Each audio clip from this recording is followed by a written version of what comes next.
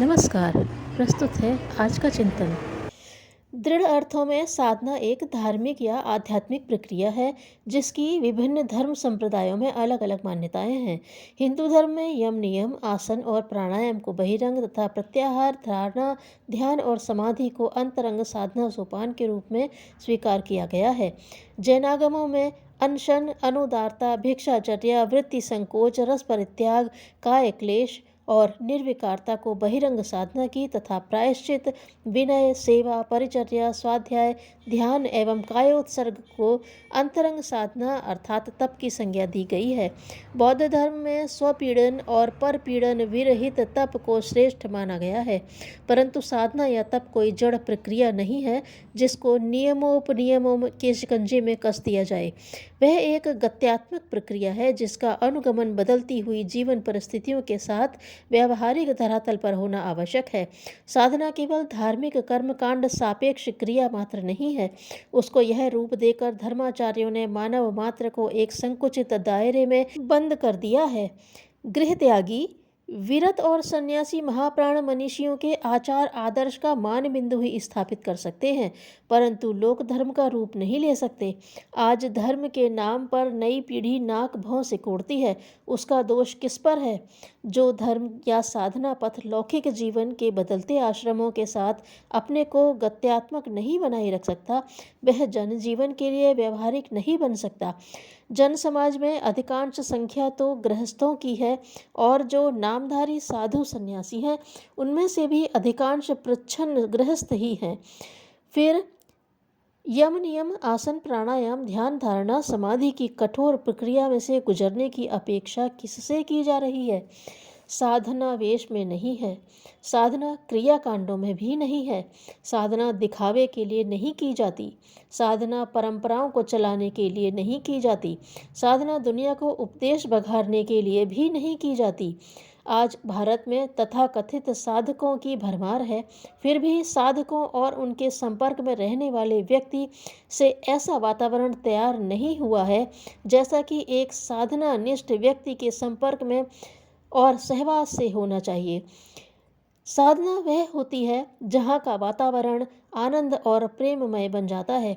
साधना वह होती है जहाँ ईमानदारी और प्रामाणिकता मूर्त बन जाती है। ऐसी साधना क्रिया कर्मकांडों से नहीं, आंतरिक पवित्रता, विशुद्ध प्रेम भावना, स्वार्थ त्याग आदि गुणों सद्गुणों के पोषण और विकास से होगी। जिस दिन इस सहज प्रक्रिया से सहज जीवन विकसित होगा, उस दिन संसार का दूसरा ही रूप होगा।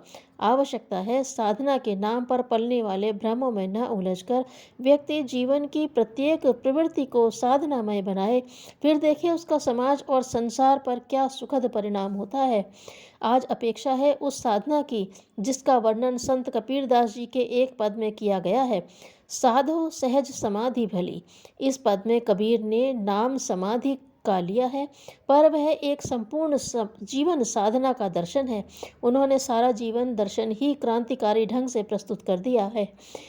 नित्य जीवन की सहज क्रियाओं को लेकर महात्मा कबीर ने यह व्यक्त करने का प्रयास किया है कि मनुष्य जीवन की सही दिशा और सच्ची साधना क्या है।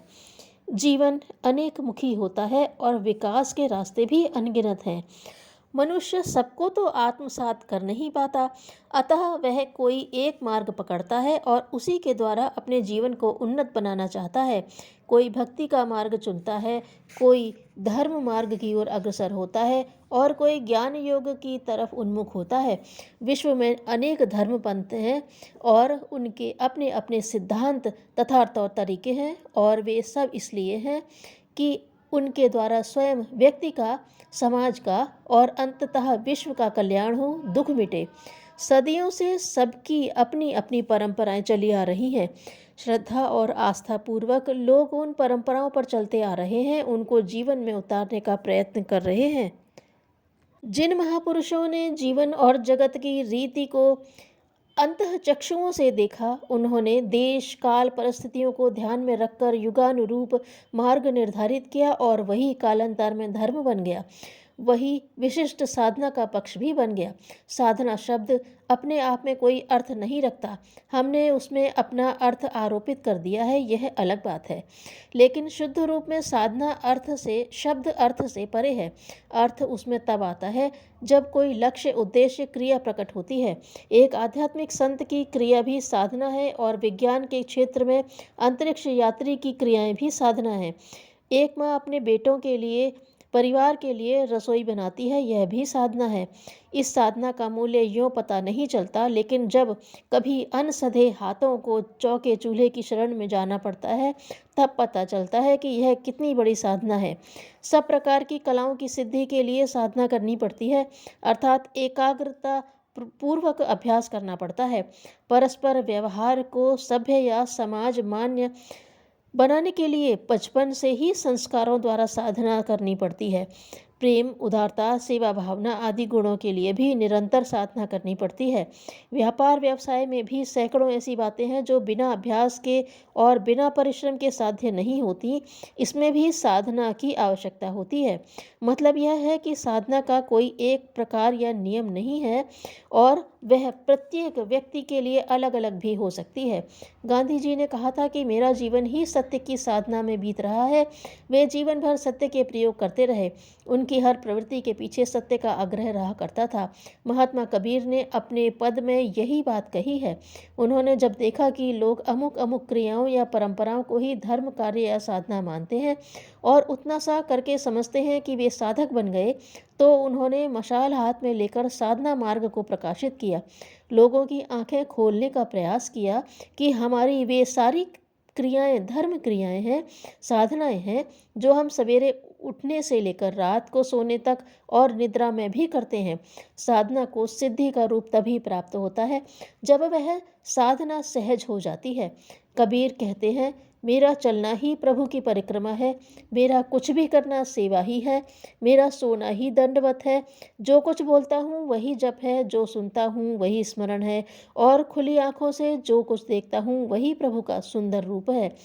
कबीरदास के इस पद से एक बात यह भी स्पष्ट होती है कि हमें अपने व्यक्तिगत, पारिवारिक और सामाजिक कर्तव्यों और उत्तरदायित्वों से कभी विमुख नहीं होना चाहिए तथा नित्य जीवन की समस्त क्रियाओं में उस विराट विभु की लीला का, विराट विश्व की सेवा का रस प्राप्त करना चाहिए। वैज्ञानिक तथ्य तकनीकी प्रगति को झुठलाया नहीं जा सकता, उनके द्वारा प्रदत्त सुविधाओं को भी त्यागा नहीं जा सकता और उसके कारण परिवर्तित जीवन मूल्यों को भी नकारा नहीं जा सकता। साथ ही उसके अनुवांशिकी दोषों से भी पल्ला नहीं झाड़ा जा सकता। तो फिर जो अपरिहार्य है उसके साथ अपनी शक्ति व्यर्थ गंवाने से क्या लाभ। साधना और आध्यात्मिक उन्नयन के हमारे प्रयासों का उपादान तो आज का दिशाहारा है। अशांत स्थापित जीवन मूल्यों के प्रति अनास्थावान मानव है।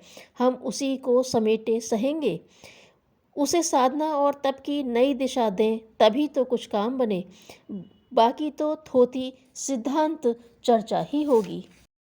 सफलताएं अपने ही पुरुषार्थ और परिश्रम का फल होती हैं। धन्यवाद।